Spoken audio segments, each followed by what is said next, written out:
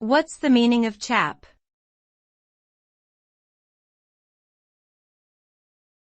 Chap.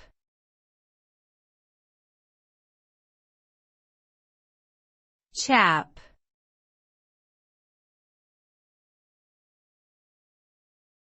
Chap.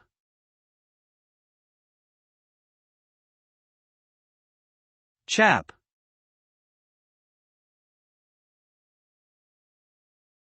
Chap can be used as both a noun and a verb. As a noun, it refers to a man or boy, or a fellow or friend. As a verb, it means to crack or become cracked, usually in reference to skin or lips. In slang, chap can also mean someone who is considered rude or arrogant. Furthermore, the term chap has historical connotations, often associated with the English gentleman. Overall, chap is a versatile term that can be used in a variety of contexts, from informal to formal settings.